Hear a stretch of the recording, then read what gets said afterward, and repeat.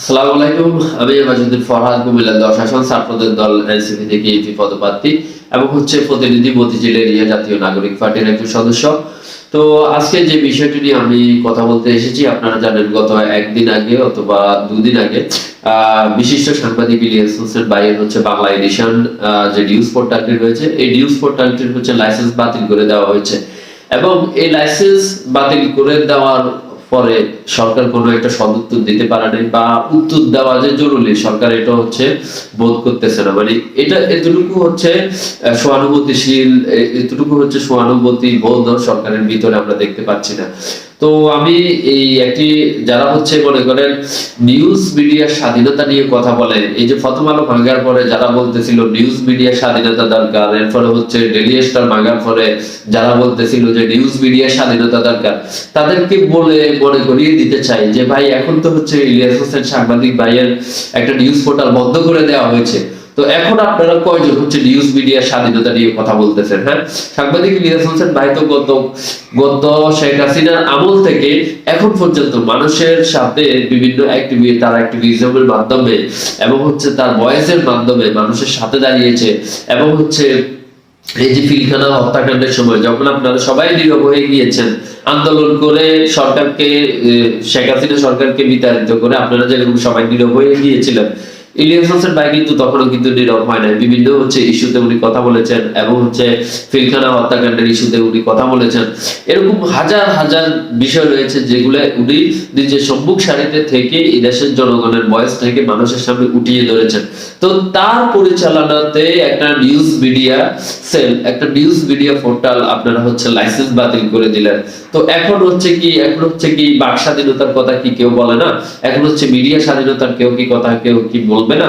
এখন ওই যে প্রথম আলো ডেইলি স্টারের যখন ভাঙচুর করা হয়, বিক্ষুব্ধ ছাত্র জনতা গিয়ে যখন প্রথম আলো এবং ডেইলি স্টারের বিল্ডিং ভাঙচুর করে, তখন আপনাদের এই যে দরদ মায়া সবকিছু উতলে উঠলো। বাক স্বাধীনতা দরকার, মিডিয়ার স্বাধীনতা দরকার, মিডিয়ার বাক স্বাধীনতা দরকার। তো এখন যেরকম একটা নতুন একটা সদ্য মনে করেন নিউজ পোর্টাল বাংলা এডিশন, সম্ভবত এখন পর্যন্ত 800 কে তার ফলোয়ার, আর কিছুদিন পরে হয়তো 1 মিলিয়ন হবে। তো এরকম একটা সদ্য নিউজ মিডিয়া পোর্টাল কে আপনারা ভয় পেয়ে তার লাইসেন্স বাতিল করে দিলেন। এখন কি আমরা বলতে পারি যে নিউজ মিডিয়ার স্বাধীনতা কই, নিউজ মিডিয়ার বাক স্বাধীনতা কই? যদি ডেইলি স্টার এবং প্রথম আলো এতটুকু এই গত 17 বছরে স্বৈর শাসকের পারপাস সার্ভ করার পরেও আপনারা ছাত্র জনতা যখন বিক্ষুব্ধ হয়ে ভাঙচুর করলো, আপনারা বলতেছেন যে নিউজ মিডিয়ার স্বাধীনতা দরকার, বিএনপি যায় মায়া কান্না করতেছে, নিউজ মিডিয়ার স্বাধীনতা দরকার। এবং আমাদের দলের যিনি প্রধান রয়েছে নাহিদ ইসলাম, তাসনিম যারা আপু, এরপরে সাজ্জিদ আলম ভাই, তারা গিয়ে মায়া কান্না করতেছে, নিউজ মিডিয়ার স্বাধীনতা দরকার।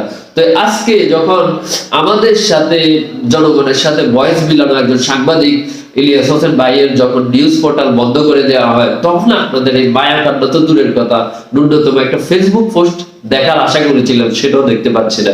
কেন রে ভাই? এখন কি নিউজ মিডিয়ার স্বাধীনতা দরকার হয় না? এখন কি বাক স্বাধীনতার দরকার হয় না? তো আসলে একজন মানুষ যারা এই বলতে চুপ করে রয়েছে, তারা ভাবতেছে আমরা নিরাপদ। আসলে কেউই আমরা নিরাপদ নয়। হয়তো আগে তো শেখ হাসিনা ক্ষমতায় ছিল, আগে যদি ইসলামিস্টদের আক্রমণ করা হতো, আমরা বলতাম যে শেখ হাসিনা ক্ষমতায়, তার ক্ষমতায় এটা হবে, এটা তো স্বাভাবিক ব্যাপার। কিন্তু এখন তো শেখ হাসিনা ক্ষমতায় নাই।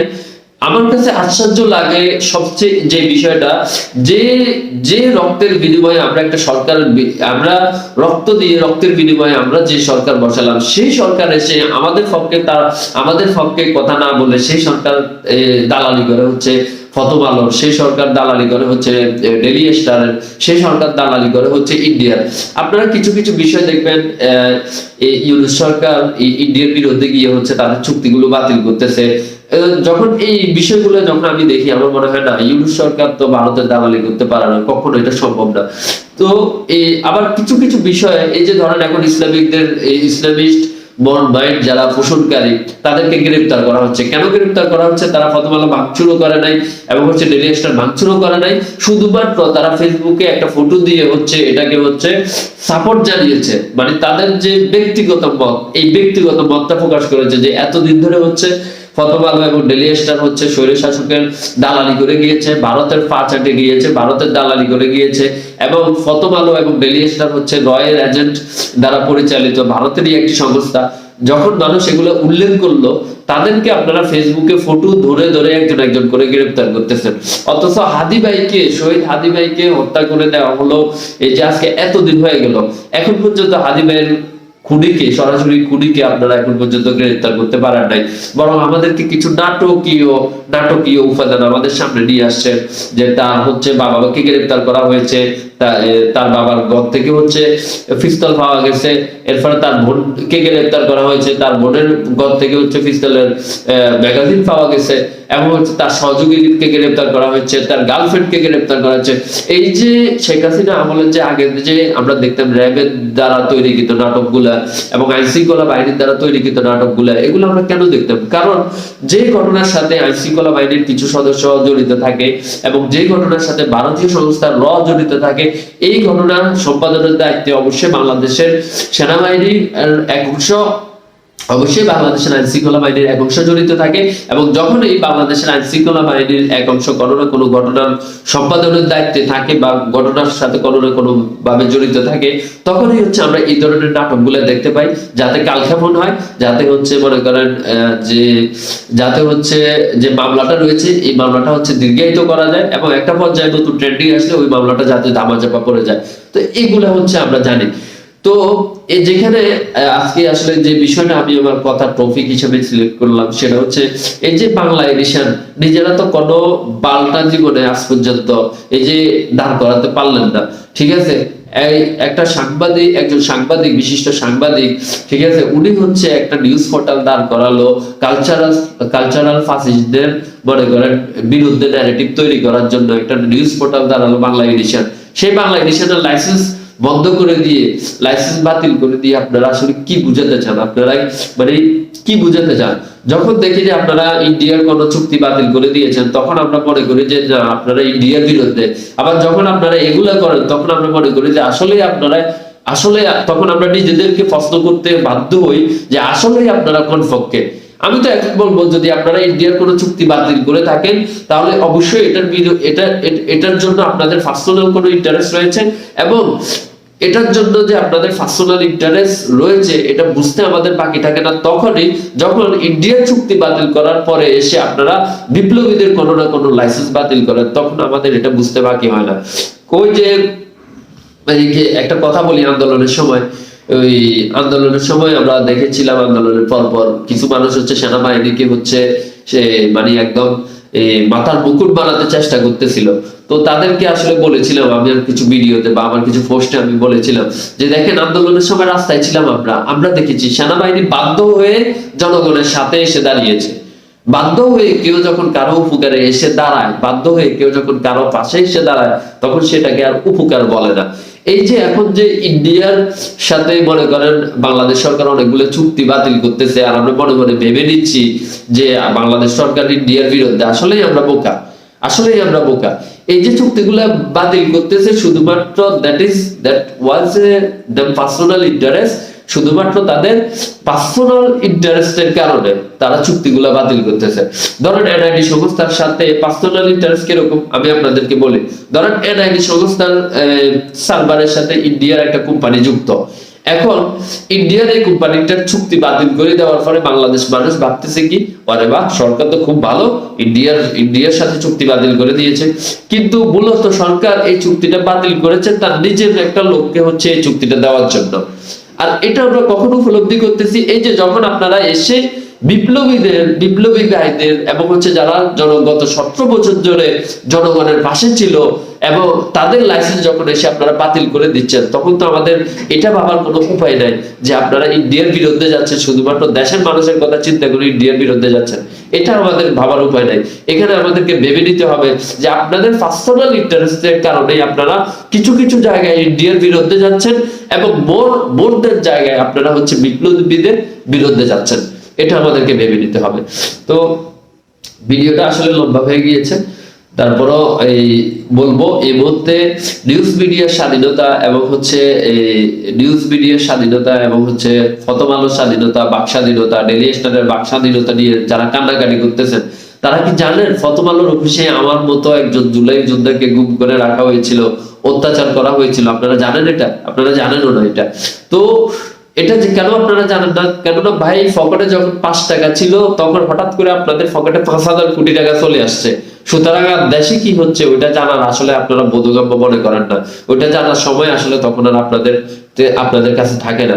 এখন আমি শুধু এতটুকু কথা বলতে চাই, সেই জুলাই আন্দোলন থেকে শুরু করে, শুধুমাত্র জুলাই আন্দোলন না, সেই 2016 সাল থেকে অনবরত আমি এমাজউদ্দিন ফরহাদ শুরু করেছিলাম এই শেখ হাসিনা সরকারের বিরুদ্ধে বলা।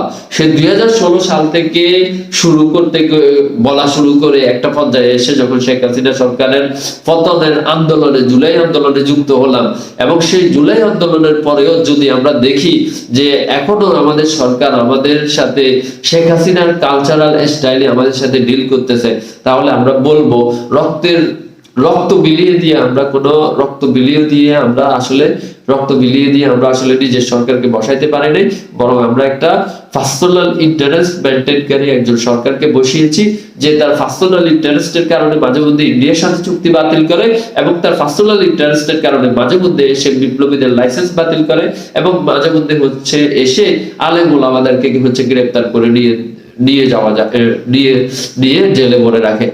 আচ্ছা, যে প্রথম আলো, আপনাদের সামনে একটা প্রশ্ন রাখতে চাই, ফেক নিউজ দেওয়ার জন্য আসলে ফেক নিউজ বা মিসলেড বা হচ্ছে একটা হচ্ছে ফেক নিউজ দিয়ে হচ্ছে জনগণকে মিসলিড করার যে যদি কোনো ট্যাম্পলেট, যদি কোনো নিউজ পত্রিকা বা নিউজ পোর্টাল যদি কোনো ব্যবহার করে, তাহলে তার বিরুদ্ধে ব্যবস্থা নেওয়া যায় কি যায় না, এটা আমি আপনাদের কাছে প্রশ্ন রাখতে চাই। আপনারা বলেন। তাহলে সেই 17 সাল থেকে এখন পর্যন্ত যে প্রথম আলো, যে ডেইলি স্টার মানুষকে একটার পর একটা ফেক নিউজ দিয়ে, মানুষকে একটার পর একটা ফেক হেডলাইন দিয়ে মানুষকে মিসলিডিং করেছে, সেই প্রথম আলো যখন ভাঙচুর করলো বিক্ষুব্ধ ছাত্র জনতা, সেই বিক্ষুব্ধ ছাত্র জনতার পাশে না দাঁড়িয়ে আপনারা পাশে দাঁড়াচ্ছেন কার? প্রথম আলো এবং ডেইলি স্টারের পাশে দাঁড়াচ্ছেন। তো এটা আমাদের জন্য লজ্জাকর। যদি আপনারা মিসলিডিং করার জন্য প্রথম আলো আর ডেইলি স্টারের বিরুদ্ধে যদি আপনারা আইনানুগ ব্যবস্থা নিতে পারতেন, তাহলে বিক্ষুব্ধ জনতা গিয়ে এটা ভাঙার কোনো প্রয়োজন পড়তো না বলে আমি মনে করি। সুতরাং যেটা আপনারা করতে পারেন নাই, সেটা বিক্ষুব্ধ জনতা যখন করে দিল, তখন আপনারা লজ্জা না পেয়ে বরং তাদের দিকে দাঁড়িয়ে আপনারা বাহবা দিচ্ছেন। বাবা কত সুন্দর ব্যবস্থা, তাই না? এই হচ্ছে আপনাদের বর্তমান অবস্থা। তবে আমি আপনাদেরকে এতটুকু কথা মনে করিয়ে দিতে চাই, এমন একটা জায়গায়, এমন একটা প্রতিষ্ঠানে আপনারা বসে রয়েছেন, ধরেন বাংলাদেশকে যদি এই মধ্যে একটা প্রতিষ্ঠান ধরি, তাহলে এই প্রতিষ্ঠানের সিকিউরিটি গার্ড থেকে চেয়ারম্যান পর্যন্ত হচ্ছে আওয়ামী লীগের দ্বারা অ্যাপয়েন্টমেন্টকৃত। আর এই সিকিউরিটি গার্ড থেকে চেয়ারম্যান পর্যন্ত যে প্রতিষ্ঠানে আওয়ামী লীগ দ্বারা অ্যাপয়েন্টমেন্টকৃত, সেই প্রতিষ্ঠানে আপনি একটা কর্মচারী, আপনারা বর্তমান সরকার একটা কর্মচারী হয়ে বসে আছেন, আর আপনারা আপনাদেরকে নিরাপদ ভাবতেছেন। একটা কথা মনে রাখবেন, 17 বছর ধরে মিডিয়া চ্যানেলগুলো, আইন শৃঙ্খলার বাহিনীগুলো সবকিছু নেওয়ার পরেও আওয়ামী লীগ স্বৈরশাসক সরকার 17 বছরের বেশি এই দেশে টিকতে পারে নাই। সুতরাং আপনারা যদি মনে করেন এই আওয়ামী লীগের সবকিছুর মধ্যে বসে থাকা, আওয়ামী লীগ সবকিছুকে বসিয়ে রাখা এমন একটা প্রতিষ্ঠানের মধ্যে এসে আপনারা মনে করেন 17 বছর মানুষকে লিড করবেন এবং হচ্ছে মানুষের বিরুদ্ধে গিয়ে কথা বলবেন এবং আপনারা 17 বছর টিকবেন, এটা আপনাদের ভুল ধারণা। আওয়ামী লীগ সব প্রতিষ্ঠান কিনে নেওয়ার পরে এই দেশে 17 বছর টিকেছে। সুতরাং সব আওয়ামী লীগের প্রতিষ্ঠানে বসে থেকে আপনারা 17 বছর মানুষের বিরুদ্ধে গিয়ে টিকবেন, এটা আসলে ভাবার কোনো সুযোগ নেই। সুতরাং আপনারা এখনই ভালো হয়ে যান। বাংলা এডিশন নিউজ পোর্টাল, এটা আমাদের বিপ্লবীদের একটা পোর্টাল। ধরেন আমি একজন জুলাই যোদ্ধা, আমি যদি সারা দিনে আমি যদি কোনো নিউজ ফলো আপ করি, তাহলে হচ্ছে আমার দেশ, এরপরে হচ্ছে বাংলা এডিশন, এর বাইরে আমি যদি কোনো নিউজ ফলো আপ করি তাহলে হচ্ছে সোশ্যাল মিডিয়ায় কে কি বলতেছে, যারা আমাদের জুলাই যোদ্ধা ছিল তাদের ফেসবুক অ্যাক্টিভিটি কি চলতেছে, হাসনাত আব্দুল্লাহ কি দিচ্ছে, শাব্দির ভাই কি দিচ্ছে, নাহিদ ভাই কি দিচ্ছে, এগুলো আমরা ফলো আপ করি। তাইলে আমরা জুলাই যোদ্ধারা যে নিউজ ভিডিও গুলো ফলো আপ করি, সেই নিউজ ভিডিও গুলোর লাইসেন্স আপনারা এসে বাতিল করে দিচ্ছেন। আর আপনাদেরকে আমরাই হচ্ছে যুদ্ধ করে হচ্ছে বসাইছি। আপনাদের কার যোগ্যতা ছিল ওই আসনে গিয়ে বসার? যদি আমরা হাজার হাজার আমার বাইরে যদি রক্ত না দিত, তাহলে আপনারা কেন এগুলা ভাবেন না? যাক, অনেক লম্বা হয়ে গেছে ভিডিও। আরেকটা কথা বলতে চাই, এই যে মনে করেন এই শেখ হাসিনার স্টাইলে আপনারা এই যে মনে করেন মাওলানা আতাউর রহমান বিক্রমপুরী, এরপরে হচ্ছে আরো অনেক ইসলামিক মাইন্ডের আলোচক যারা রয়েছে, আপনারা কি করতেছেন? তাদেরকে শুধুমাত্র একটা ফেসবুক পোস্টের কারণে আপনারা ধরে নিয়ে আসতেছেন। আপনাদের গোয়েন্দা বাহিনী একজনকে নরসিংদী থেকে গ্রেফতার করতেছে, একজনকে ঢাকা থেকে গ্রেফতার করতেছে, আর অথচ আমার হাদি ভাইকে দিনে দুপুরে প্রকাশ্যে, তাও নয়াপল্টনের কালবাদ রোডে, যে রোড থেকে বের হইতে অন্ততপক্ষে 4টা মোড় আছে, অন্ততপক্ষে 4-5টা মোড় আছে, যে মোড়গুলোতে অন্ততপক্ষে 2 মিনিট হইলেও দাঁড়াইয়া দেখতে হবে এদিক ওদিক থেকে গাড়ি আসতেছে কিনা। এইরকম একটা জায়গাতে দিনে দুপুরে আমার একটা ভাইকে প্রকাশ্যে গুলি করে চলে গেল আপনাদের গোয়েন্দা বাহিনী, ললিপপ মুখে দিয়ে বসে রয়েছে। তাদের এই জায়গাতে কোনো অ্যাক্টিভিটি নাই। কিন্তু যখনই হচ্ছে ভারতের দালাল, ভারতের প্রো ইন্ডিয়ান প্রথম আলো এবং ডেইলি স্টারের উপরে বিক্ষুব্ধ জনতা ঝাঁপিয়ে পড়লো, তখনই তাদের অ্যাক্টিভিটি চালু হয়ে গেল। তখনই তারা একদম উদ্যম শক্তিতে এগিয়ে গিয়ে একদম মনে করেন 2 দিনে তারা 30 জনকে গ্রেফতার করে ফেলছে। বাবা, কি অ্যাক্টিভিটি আপনাদের! ইন্ডিয়ার জন্য আপনাদের অ্যাক্টিভিটি দেখলে আসলে আপনাদের একদম অ্যাক্টিভিটি দাঁত দিতে হয়। এই হচ্ছে অবস্থা। তো এই যে আসলে আরেকটা ভয়াবহ পরিণতির দিকে বাংলাদেশ এগিয়ে যাচ্ছে। আমাদের আমাদের যারা বিপ্লবী যারা রয়েছি, আমরা যারা গত 17 বছর ধরে হচ্ছে আমাদের ভয়েস গুলো রাইজ করেছি জনগণের সামনে, আমাদেরকে ধরে ধরে একজন একজন করে শেষ দেওয়া হচ্ছে। এর ফলে আমি ব্যক্তিগতভাবে আমার একটা কথা বলতে চাই। গত কিছুদিন আগে ব্যবসায়িক কাজে আমি হচ্ছে পাকিস্তান গিয়েছিলাম। পাকিস্তানে যাওয়ার পরে ওখানকার যে প্রধানমন্ত্রীর বাড়ি, এর ফলে হচ্ছে বিভিন্ন ওনাদের বিভিন্ন যে অস্ত্রের যে কারখানাগুলো, এগুলো আমি ভিজিট করেছিলাম। এরপরে হচ্ছে ওনাদের বিভিন্ন জায়গা হচ্ছে আমি গিয়েছিলাম, এবং এই সম্পর্কিত কিছু ফটো আছে এই ভিডিওতে। আমি 2-1টা ফটো অ্যাড করব। এই কারণে অ্যাড করব কারণ যে কোনো মুহূর্তে এই আমাদের আইন শৃঙ্খলা বাহিনীতে মনে করেন এক অংশ এখন হচ্ছে আওয়ামী লীগের। এই যে কোনো মুহূর্তে দেখবেন যে আমরা গ্রেফতার করবো, আমরা গ্রেফতার করে এই শুয়ারের বাচ্চারা দেখবেন যে মনে করেন এই ফটোগুলো আপনাদের সামনে ছড়াই বলবো যে আমি জঙ্গি গ্রুপের সাথে অ্যাড ছিলাম, যার কারণে আমি পাকিস্তান ভিজিট করেছিলাম। এই শুয়ারের বাচ্চারা এটা বলবে, যার কারণে আমি ভাবলাম এই ভিডিওতে আমি যে পাকিস্তান ভিজিট করেছিলাম শুধুমাত্র আমার ব্যবসায়িক পারপাসে ভিজিট করেছিলাম, এবং ভিজিট করার পরে তাদের বিভিন্ন অস্ত্র কারখানা ভিজিট করেছি, এবং তাদের ওখানে একটা পিস্তল বানাইতে কত টাকা যায়, এবং ভবিষ্যতে যদি আমরা যেহেতু বাংলাদেশ নিয়ে ভাবি, ভবিষ্যতে যদি একটা অস্ত্রের ফ্যাক্টরি বাংলাদেশে তৈরি করতে পারি, ভবিষ্যতে যদি একটা গোলা বারুদের ফ্যাক্টরি বাংলাদেশে তৈরি করতে পারি, ভবিষ্যতে যদি একটা মনে করেন মিসাইল ফ্যাক্টরি বাংলাদেশে তৈরি করতে পারি, এগুলা বড় আশাগুলা হচ্ছে মাথায় রেখে হচ্ছে পাকিস্তানের বিভিন্ন অস্ত্র কারখানা, মিসাইল ফ্যাক্টরি, বিভিন্ন জাদুঘর, এবং হচ্ছে পাকিস্তানের প্রধানমন্ত্রীর ঘর, বিভিন্ন পলিটিক্যাল যে প্লেস গুলা বা পলিটিক্সের সাথে জড়িত বিভিন্ন প্লেস গুলা হচ্ছে আমি ভিজিট করেছি, এবং কিভাবে তারা কাজ করে, কিভাবে তারা এক্সিকিউট করে, এগুলো আমি ভিজিট করেছি। কিন্তু এই সম্পর্কিত কোনো ফটো তেমন একটা আমি ফেসবুকে দিই নাই। শুধুমাত্র ফেসবুকে দিয়েছিলাম ওই যে পাকিস্তানের প্রধানমন্ত্রীর ঘরে বাংলাদেশের যে পূর্ব মানচিত্র, এই মানচিত্রের 2টা ফটো, ফ্রেমের ফটোটাই আমি হচ্ছে দিয়েছিলাম, যে দেখেন স্বাধীনতার আগে আমাদের মানচিত্রটা কত বিশাল ছিল, আর স্বাধীনতার পরে আমরা কি পেয়েছি না পেয়েছি একটা মানচিত্র, না পেয়েছি আমরা পারমাণবিক শক্তিধর দেশ হতে, না পেরেছি আমরা আমাদের যে মান সম্মান এটাকে বিশ্বের বুকে উঠিয়ে ধরতে না পেরেছি। আমরা কিচ্ছু পারিনি স্বাধীনতার পরে, শুধুমাত্র নামে মাত্র আমরা স্বাধীনতা পেয়েছি, এবং পেয়েছি 71-এর চেতনা, যেটা এখনো গুলি গুলি মানুষকে খাওয়ানো হচ্ছে। এই চেতনা দিয়ে আমাদের কি কাজ হবে রে ভাই? আজকে যদি ভারত আমাদের আগামীকালকে যদি বা আজকে যদি ভারত আমাদের দিকে একটা পারমাণবিক বোমা ছুড়ে দেয়, আমাদের চেতনা, আমাদের 71-এর চেতনা, আমাদের স্বাধীনতার চেতনা আমাদের কি কোনো কাজে আসবে? কোনো কাজে আসবে না। সুতরাং স্বাধীনতার চেতনা, 71-এর চেতনা এগুলো বাদ দেন। দরকার হচ্ছে আমার দেশের মানুষ 3 বেলা খেয়ে থাকবে, আমার দেশের মানুষ উপাস থাকবে না, এটা হচ্ছে দরকার এক। আর দ্বিতীয় হচ্ছে আমার দেশের গোলা বারুদ দরকার, আমার দেশের পারমাণবিক শক্তি দেশ হওয়ার দরকার, আমার দেশের পারমাণবিক অস্ত্র দরকার, আমার দেশের পিস্তল কারখানা দরকার, আমার দেশের বন্দুক কারখানা দরকার, আমার দেশের বোমের কারখানা দরকার। এগুলো হচ্ছে আমাদের দরকার। কি করব আমরা 71-এর চেতনা দিয়ে স্বাধীনতার চেতনা দিয়ে কি করব? যেখানে আমার এক ভাই হচ্ছে মনে করেন না খেয়ে আছে, যেখানে আমাদের দেশের একটা পরিবার না খেয়ে আছে, সেখানে আমরা এই চেতনার ব্যবসা দিয়ে করবোটা কি? আমাদের কি কাজে লাগবে? এগুলা তো আমাদের কোনো কাজে লাগবে না।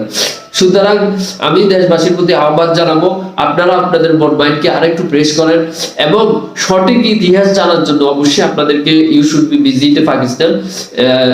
আপনাকে অবশ্যই পাকিস্তান ভিজিট করতে হবে সঠিক ইতিহাস জানার জন্য। আমি আমাজউদ্দিন ফরহাদ যখন পাকিস্তানের মাটিতে প্রথম পা রাখলাম, পাকিস্তানের সরকারের প্রধানমন্ত্রীর ঘরে গেলাম, এবং পাকিস্তানের এমন এমন জায়গা আছে যেখানে পাকিস্তানিদেরকে অ্যালাউ করতেছে না যাওয়ার জন্য, সেখানে একজন এজ এ বাংলাদেশি নাগরিক হিসেবে আমাকে তারা অ্যালাউ করলো। বিকজ তারা আমাকে অ্যালাউ করে এটা তারা বলতে চাইলো যে আমরা 71-এ যেটা করেছি সেটা আমাদের করা উচিত হয় না, তোমরা আমাদের ভাই, আমরা এখন তোমাদের পাশে থাকতে চাই। এই যে তাদের যে সহানুভূতি আমাদের প্রতি, এটা যদি আমি পাকিস্তান না যাইতাম তাহলে কখনো বুঝতেই পারতাম না।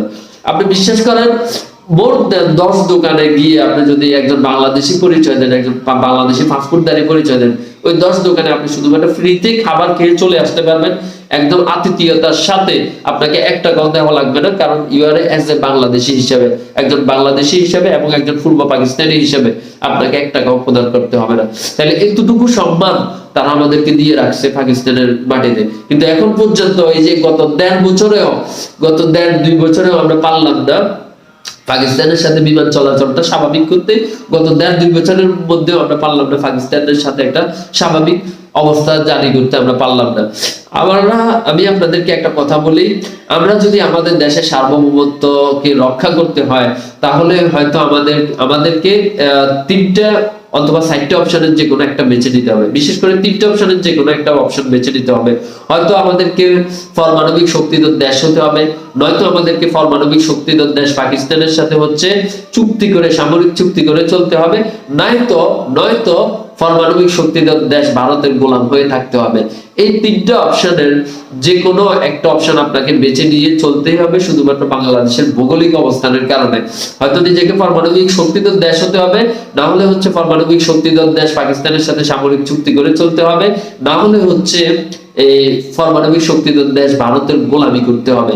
এখন আপনি সিদ্ধান্ত নেন, আপনি এই প্রথম 2টা অপশনের 2টা যদি না বেছে নেন, তাহলে 3য় অপশন আপনার উপরে অটোমেটিক, আপনার ঘাড়ে অটোমেটিক চেপে যাবে। এটা আপনাকে বুঝতে হবে, একজন এডুকেটেড পারসন হিসেবে আপনাকে বুঝতে হবে। কিছু লোক বলে যে আমরা পাকিস্তানকে পছন্দ করি না, আমরা হচ্ছে ভারতকেও পছন্দ করে না। আমি তাদেরকে বলতে চাই, আপনি যদি পাকিস্তানকে অপছন্দ করেন, ভারতকেও যদি অপছন্দ করেন, তাহলে একটা অপশন আপনি বেছে নেন, আপনি নিজেকে নিজে পারমাণবিক শক্তিধর দেশ করেন। যদি আপনার জন্য এটা যদি পসিবল হয়, তাহলে আপনি এই কথাটা বলতে পারেন। Otherwise you can not say like this হয়। আপনি এই কথাটা বলতে পারেন না, কোনোভাবে কোনো ওয়েতেই বলতে পারেন না। সুতরাং you should be check up the 3 section. One is হয়তো আপনাকে পারমাণবিক শক্তিধর দেশ হতে হবে, নয়তো দ্বিতীয় হচ্ছে হয়তো আপনাকে পারমাণবিক শক্তিধর দেশের সাথে সমঝোতা করে চলতে হবে, বিশেষ করে পাকিস্তানের সাথে আমাদের সমঝোতা করে চলা উচিত, নয়তো 3য় অপশন ভারতের দালালি আমাদেরকে করতেই হবে এবং করার জন্য আমরা বাধ্য হব। এটা আমাদেরকে মাথায় রাখতে হবে। আজকের ভিডিওটা চেয়েছিলাম আসলে 5 মিনিট করতে, আসলে ভিডিওটা অনেক বেশি লম্বা হয়ে গেছে, আপনারা দেখবেন কিনা সেটাও জানি না। যারা ফুল ভিডিওটা দেখবেন কমেন্টে একটু লিখে রাখবেন যে ভাই ফুল ভিডিওটা দেখছি, তাহলে অনেক খুশি হব। সবাই ভালো থাকবেন, আল্লাহ হাফেজ, আসসালামু আলাইকুম ওয়া রাহমাতুল্লাহি ওয়া বারাকাতুহু।